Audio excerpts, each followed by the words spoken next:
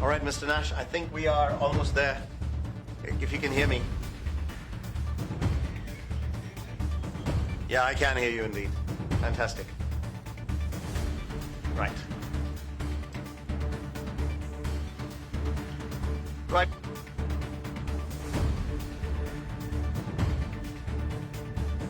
The portfolios of police, fisheries, revenue, and small business.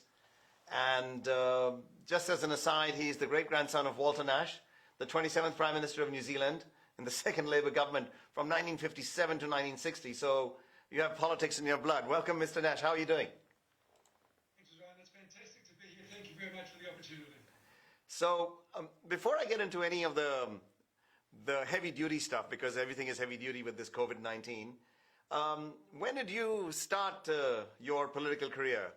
Did Grandpa and Dad just kind of usher you in? You just followed on their coattails? Or how did it evolve? Quite the opposite, actually. My father used to dissuade me from politics. He said it's a terrible career, you're never home and it's thankless. And luckily I ignored his advice, but he was quite proud when I actually was elected. But I became a list MP for Labour in 2008 and then didn't get back in when Labour got heavily defeated in 2011. Sure. But then 2014, I won the electorate seat of Napier. So in 2014 general election, Kelvin Davis was the only Labour person to win a seat off a sitting MP, and I was the only Labour person to win a seat off national. Right.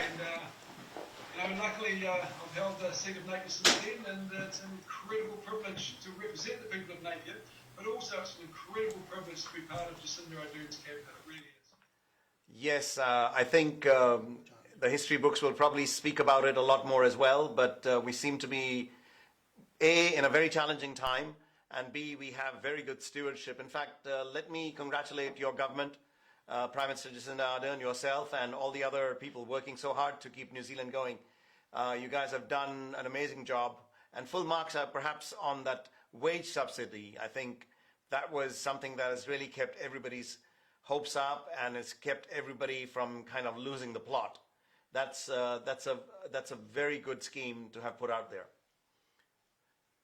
Robinson, he put that out immediately, one of the first countries in the world, and it's, 1.7 million Kiwis it's reached at a cost of $10 billion, but it's kept people connected to their jobs, and, he did a fantastic job, there's no doubt about that, and the Prime Minister, I think, is one of the world's best communicators, and the thing that's really made me proud to be a Kiwi is in fact the way that the whole nation has bought into this team of 5 million concept. Yes. And the Prime Minister has been, exceptionally good at explaining and communicating all of the changes. So we feel as if we've been brought along on this journey. And like I said, it's just an absolute privilege to be part of a government that I think is managing this well. And certainly if you have a look at what's happening in some overseas countries, we're very, very lucky to be where we are.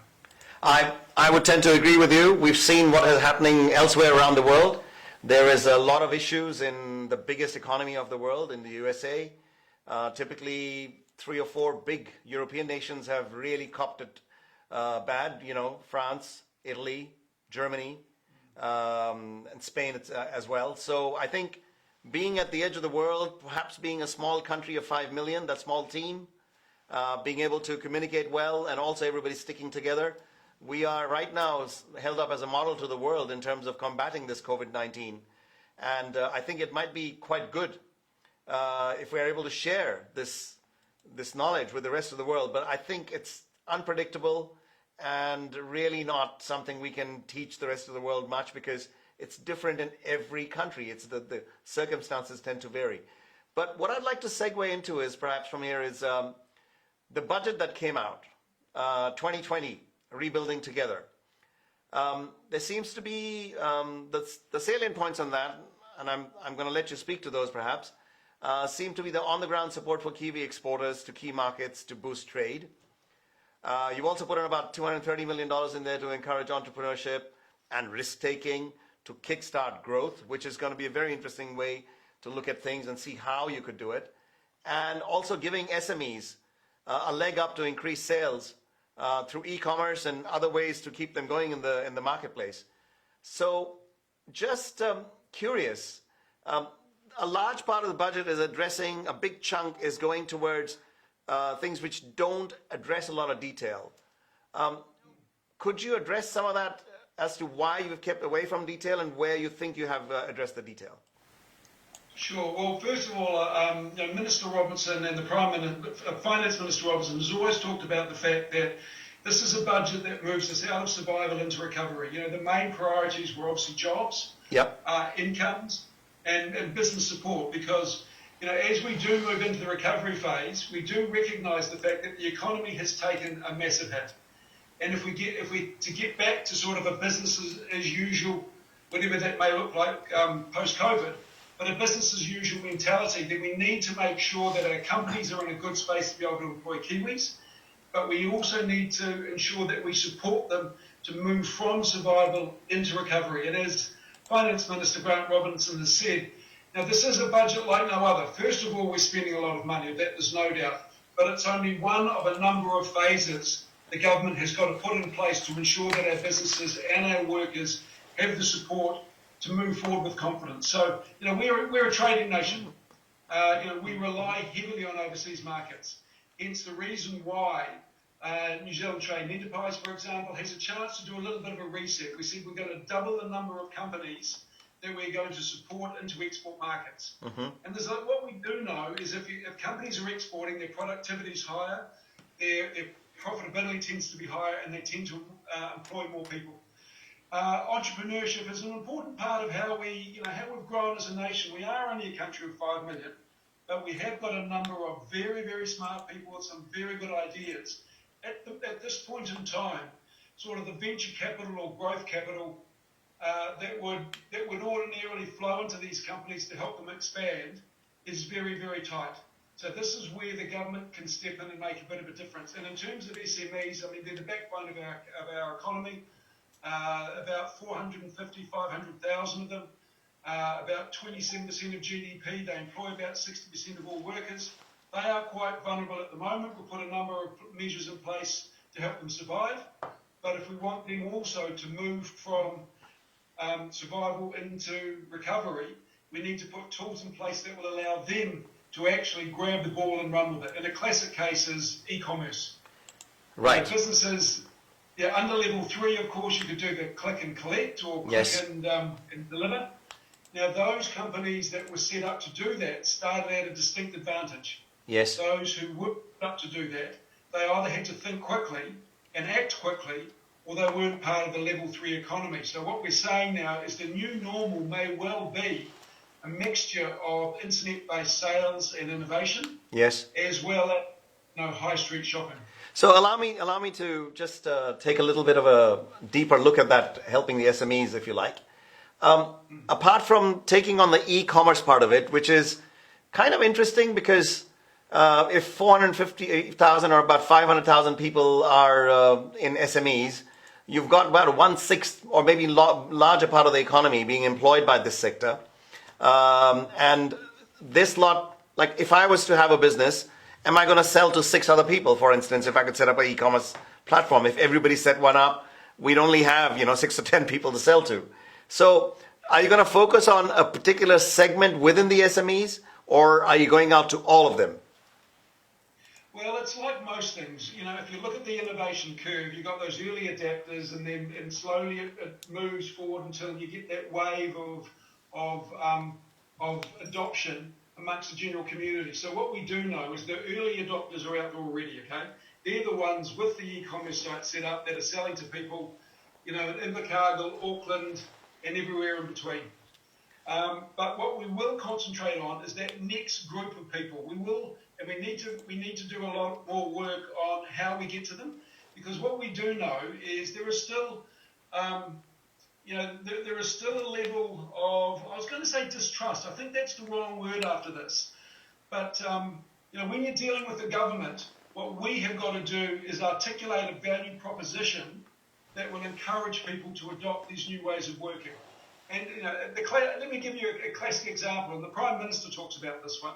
The little cafe opposite her Wellington place is a very small cafe. It doesn't hold many people at all, but it set up a click and collect regime in level 3, and they have had so many customers through, much more than they possibly could if it was just under the normal circumstances. So what they may now look to do is have people come in and be seated, as well as have that click and collect option available as well, which will allow them to grow the business in a way they couldn't otherwise. So I think what we're seeing here is the entrepreneurial side saying, okay, there is another way to provide an offering to a customer that we hadn't considered beforehand. But you are right. If everyone was equal, then you get market saturation pretty quickly. But there will be innovators, there will be entrepreneurs who will enter markets, and what we have in this country is about 3,000 businesses fail every year. So there is sort of natural regeneration. I think what we'll find as we come out of COVID into a new normal, that there will be innovative firms that will begin to do well. There will be the old school firms that perhaps struggle a little bit. And one thing that I've always said when I speak to chambers of commerce, and this is pre-COVID, is that this is really the last generation of business owner, small business owner, that will survive, let alone thrive, without being digitally enabled. Because everything we are doing, whether through the tax system or small business system, is based on digital platforms. So I think the vision is great. In terms of delivering it, there may be lots of challenges because I don't think you can really set up e-commerce capable sites in a matter of weeks. Sometimes they may take longer. In the meantime, there are two bits of comment coming through on our social media here. One is that the biggest issue facing small businesses today seems to be about their rent. They have little or no income, and while the wage subsidy is keeping their employees from having to leave, they have issues with rent. Typically, I spoke to a couple of friends. One of them has a really good landlord, and they did a deal with them. They've given them almost a 3-month rental holiday, and then cut it down by 50% after that for the next 6 months, which is unheard of. I don't think a lot of landlords can afford to do that. But the other lot are where there isn't a lot of flexibility because maybe the landlords are over leveraged. So is there some kind of help forthcoming? I know we don't want to become a nation of askers, but these are tough times. These are really unprecedented times. What could be done about that, the rental side of things? Yeah, and it's a very good point. And we are looking at initiatives that that we may look to introduce to give a little bit of flexibility there. As you say, I mean, I've got friends that are landlords, and some of them have been incredibly generous.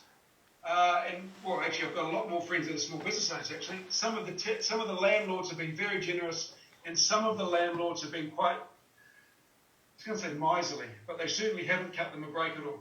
So we are, the Prime Minister, I think, and certainly the Minister of Justice, under whose portfolio this falls, have been doing some pretty serious work in this space. The other thing I would say, and it's maybe,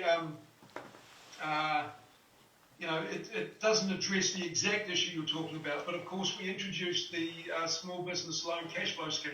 Yes. Where businesses can borrow for the first year interest free, and then after that it's 3% interest. And so they don't have to provide a personal guarantee at all, but this is about helping them with working capital. But ideally, I'm with you. Ideally, I think that the tenant shares some pain, but the landlord also shares some pain as well. It's a little bit inequitable if the tenant shares all the pain and the landlord none of it. So we are looking at measures. It's a little bit more difficult. There's the Auckland District Law Society Stock Standard Agreement. Yes. Those who are on the one post-Christchurch earthquake may well have a clause in that which states that if you can't get into the building or you can't use the building or have access to premises, then rent relief is forthcoming. But there are also a number of tenants who don't have that clause in their rental agreement or lease agreement. So great. I think it's a work in progress, and I guess every week we are finding new ways to deal with it. In terms of the loan scheme, so a couple of perspectives on that as well. Half of them are really happy. It's like $1 in the hand is worth 2 in the bank if it's not my bank. We won't talk about a bird in the bush kind of analogy. But to a lot of the others, it's further taking debt or taking on a liability. And there is a really big question there in terms of what other holes can they fall into if the economy doesn't really pick up? If it takes a while, everybody's going to be a bit careful. So for the SMEs in particular, one of the suggestions coming through is about maybe a governmental portal where all SMEs can band together, like they do with the chambers of commerce and stuff, but being able to also trade with each other, being able to list the services they have. Yeah, and that's a very good point. It's something we're working on as well, and it's a wonderful concept that is taken off in a couple of other jurisdictions. In New Zealand, there's actually a Facebook site, which last time I looked, it had about 230,000 Kiwis putting their wares on Facebook, so people could jump on and have a look and see what was on offer. In terms of the loan scheme, look, I hear what you're saying, and the Minister of Finance and I thought long and hard about a grant scheme versus a loan scheme. Keeping in mind we're already giving a grant scheme with regard to the wage subsidy, Certainly. which of course has been extended for 8 weeks under the budget. But what we did think in the end is with a loan scheme, it means that customers or small business owners actually have to sit down, have to think, have to do some planning. And if in fact they borrow the money, they can borrow for a year and pay it back in a year, then there's no interest. If they have to borrow for more than, they don't have to pay anything back for 2 years. Yes. But if they don't pay it all back in a year, then they do have to pay interest. And they've got 5 years to pay the whole loan back. So, look, there are advantages and disadvantages, but the bottom line is it's very cheap interest anyway. Yes. And in terms of working capital, it's very similar to a scheme they put in place in Canada, for example, which is what we fundamentally model this off. But it does mean that we have to be a little bit prudent in how we manage taxpayers' money as well. So we've given out, as of I think just before the weekend, about 100 million out in the loan scheme. You expect that to balloon a lot more from here on in?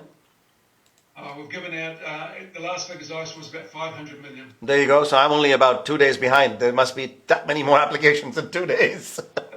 So a substantial amount. And I received an email just this morning from a guy who said it took me 55 seconds to apply and be approved. So, we are operating on a very high trust model here. We are trusting. Yes. People, are ticking the boxes to saying that they need the money, that it is going to be spent on working capital. But we do. I fundamentally trust our small business owners to do the right thing. And we're not going to tell them what to do. Of course, we're not that arrogant. But if we can provide them with a little bit of support until they move from survival into recovery, then that's fantastic. But you make a very good point. This, it is impossible to plan for this. No matter how good a businessman or woman you were, you could not plan for COVID-19. And so we recognise there's a whole lot of viable but vulnerable businesses out there that do need our support at this point in time. So are there any wagers as you guys sit around on your Zoom meetings or in cabinet for that matter, where they're going, okay, look, I think we have to play this out over a 6-month period, 12 months, 18 months. Is there any clues, any ideas? What's the best case scenario and the worst case? Well, Treasury had produced some forecasts early on under Alert Level 4. And, we acknowledge unemployment is going to be very high. It is going to cost us. Businesses will fail. We can't save every business and we can't save every job, despite our best efforts. Having said that, I walked down the main street of Napier on Saturday morning and this morning. And there's a lot of people out. There's a lot of people who, Kiwis are part of this. We buy into the fact that now we need to support our local shop owners, our local cafes, our restaurants, our retailers, our tourist operators. So I do think you'll find that Kiwis get in behind those who have struggled. But, we're also here as a government to help people get through this. Do you think, as an aside to that, we will head a little bit more the way of the larger economies where they are talking about bringing some of the manufacturing home and not sourcing it all from one part of the world, namely China? Do you think there'll be an encouragement towards that as well? Well, we do need to look at how we use the tax system around depreciation, etc. The thing is there is no point in setting up a manufacturing plant in this country that is woefully unproductive, or not sustainable. Sure. But having said that, there are other industries like the forest industry where we export a significant proportion of our logs offshore without a cent of value being added. And I know Shane Jones, for example, is looking at what we need to do to encourage wood processors, sawmills and MDF plants to set up in New Zealand because we have the resource here. So there is a lot of thinking going on how we can add value in this country in a way that is still globally competitive because, of course, as mentioned, we're a trading nation. We've got a lot of free trade agreements. Yes. We haven't got tariffs like we had last century to protect our products. So we do need to be competitive, but I do think we can do things better in terms of encouraging, if not business back, but certainly companies in certain sectors to add more value in this country. Thank you very much for sharing that. Now, one of the other key salient points, probably the last one, and I'm sure you have to be somewhere as well.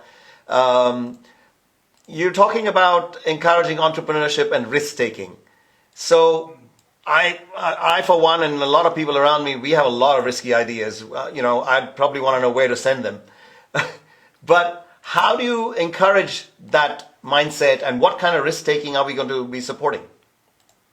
Yeah, it's a very good point. So NZTE, look, if I had a really good, I've got a lot of good ideas. We're just trying to implement them as part of cabinet.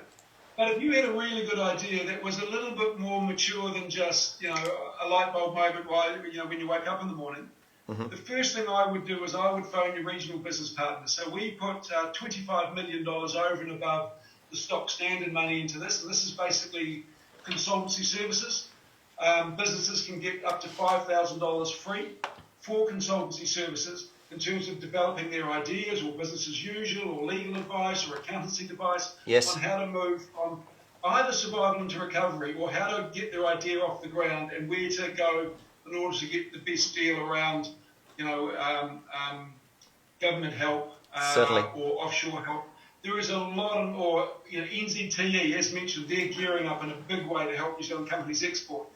So what we are doing is, through this budget, is really providing a level of business support that we haven't seen before to help people with those really good ideas move them forward, or to help people with companies that may be on that cusp of growing or heading overseas to allow them to realise their dreams. Okay, that's. Thank you very much for sharing all that.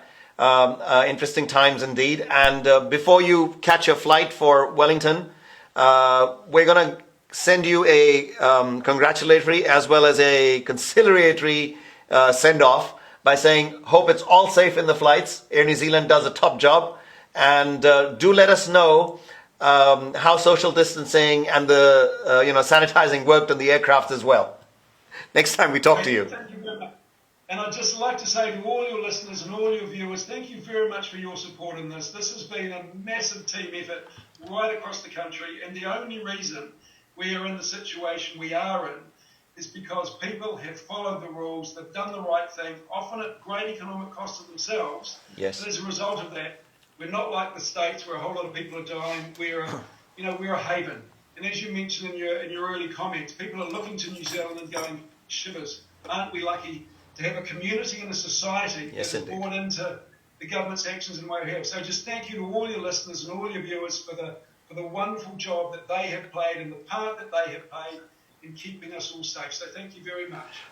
Thank you, and amen to that. I think, yes, Kiwis have done a great job by standing together, and together we can get through this by just being kind and just making sure that we look after each other. Thank you very much, Minister. Very much.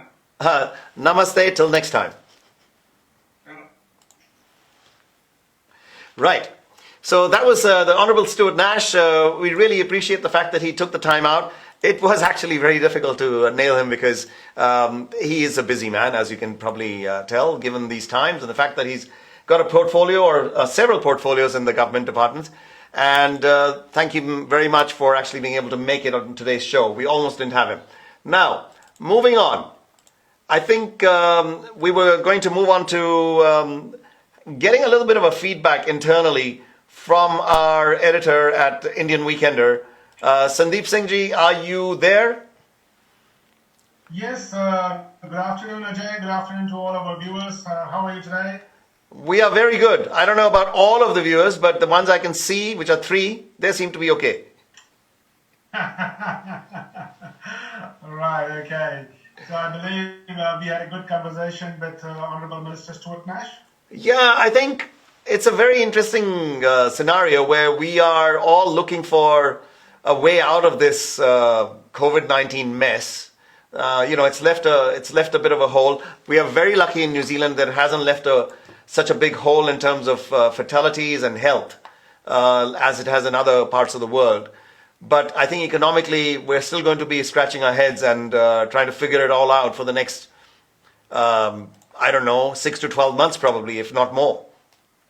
What did you feel about their goalkeeping in terms of the short term, and that they're not really allocating another 20 billion and maybe keeping it up their sleeves for the right time to release that, maybe just before the elections? Well, I would say that first of all, we have to give due credit to government where it is due, and there are a few things that this government has really done very well. They've acted very fast as soon as the crisis started, Agreed. and not only in managing the public health epidemic, but also the financial crisis of that.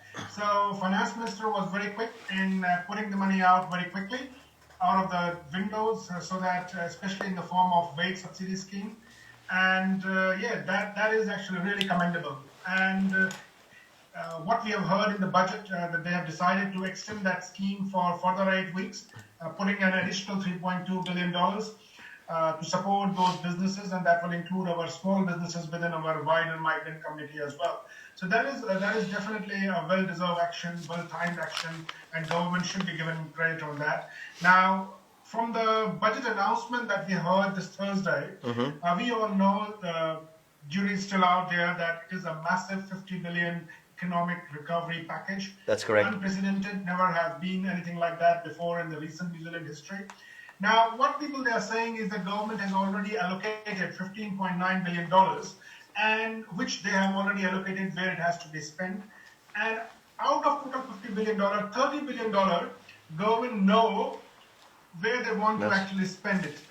And it is actually the remaining $20 billion Yes. that a lot of experts, and including opposition as well, who are criticizing that they are keeping up in their sleeves, as you say, which they might be using it as a election bribery or lobby scramble, as we say here in New Zealand, Yes. just before elections. Yes. So yeah, so that's the, but it's not a major concern. We have been hearing from finance minister. We've been Yes. hearing from other experts who say that depending on the nature of the crisis, it is a very, very unprecedented crisis, which is still not over. And experts, they say that there might be a second or third wave. Plus, government haven't also got the complete picture of the economic damage. Yes. They haven't been able to get all the data. They don't know how much damage is there in terms of jobs, in terms of businesses going down. So they need to have some money sitting over there as a contingency funding. Certainly, and I think as it evolves, we'll start to get a better idea once the data starts coming in, once businesses are back in motion, and the next few weeks will, I think, bring it all back. And just in closing, Sandeepji, I wanted to ask you one more thing. On the idea of putting forward entrepreneurship support and putting forward risky ideas, you and I have not had a chance to discuss anything. Would you be keen on putting a couple of ideas forward to the government that could be seen as risky, but something that will benefit the economy? Oh, well, the idea is always there to create a good investment environment, an unregulated environment, as they say, where Yes. businesses, they can take that risk. So if that's what you are meaning over there, Yes. I can see your smile. Probably you are expecting me to put forward my personal idea of setting up a business. So yeah, we're still not there. So we are not sending a proposal to Jared Kushner for doing a COVID-19 vaccine in collaboration with New Zealand and Sandeep and Ajay. We are not. Thank you very much, Sandeepji. We have to take your leave from here, and as always, thank you very much for that analysis and for coming back to have a look at the current issues. Thank you, Sandeep Singh. You're welcome. Have a good day. Bye. Have a great day as well. So, folks, as usual, we try and find something interesting to talk about, which is usually not hard in these trying times, but I'm finding it hard to try and step away from COVID-19 because it is so all encompassing. Doesn't matter which way you look, what TV channel you turn on, as long as it's like a news channel or a current affairs channel, they are just focused on COVID-19. And globally, it has had such an impact that I guess there was no other way, there's no way to get around it. So I was talking to some friends, and something very interesting came up. One of my friends suggested this. We all know it's a bit of a mess out there. It's really hard to discern what's real threat and what is just simple panic and hysteria, and will we ever get past this? When will the vaccines come out? Will the whole world have to one day be just have to deal with it as a sniffle that you'll always get from this flu? We don't know. But let's get a small amount of perspective. Imagine if you were born in 1900, okay? So just a century ago, a century and 20 years ago, but say you were born in 1900. आपके 11वें जन्मदिन पर India में एक भीष्म सूखा पड़ेगा. That's around 1911. Till about 1943, this will continue, exacerbated by the Second World War, and millions of people, बहुत सारे लोगों की जान भूख से चली जाएगी. That number is actually close to 60 million if we consider the lives lost in the famine of the 18th, 19th, and 20th centuries in India. Anyways, back to the 1900s. On your 14th birthday, World War I will start. And it ends roughly on your 18th birthday. And in that, 22 million people will have perished. Again, not a small number. उसी साल, यानी 2018 में, कुछ महीने बाद, Spanish flu epidemic भी आ जाएगा. और ये आग की तरह दुनिया में फैल जाएगा. आपके 20th birthday तक 50 million lives will be lost. Yes, that's 50 million. In just a couple of years, 2.5-3 साल के अंदर.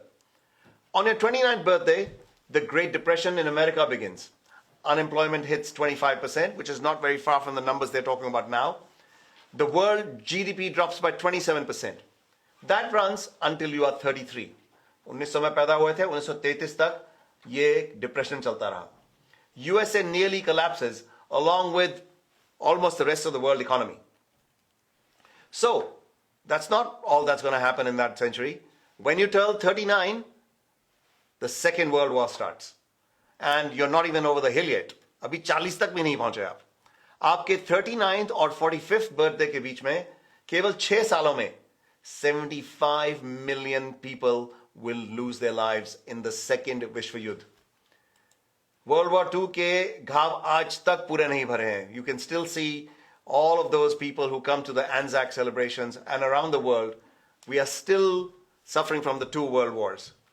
उसके अलावा, smallpox was an epidemic until you were in your 40s, as it killed nearly 300 million people during your lifetime. अभी पिछले 50 साल के अंदर अंदर. आपके 47th birthday पर इंडिया को ब्रिटिश राज से इंडिपेंडेंस मिलती है. Close to 1 million lives are affected and lost, so several 100,000 in fact, in the migration between India and the newly formed state of Pakistan. At 50, the Korean War starts. 5 million people perish in that. और उसके अलावा आज भी polio vaccine को promote करते Amitabh Bachchan Indian TV screens पर दिखाई देते हैं. Though local polio cases are not as widespread, it is still a challenge. So, think of everyone on the planet born in 1900. How did they endure all of that?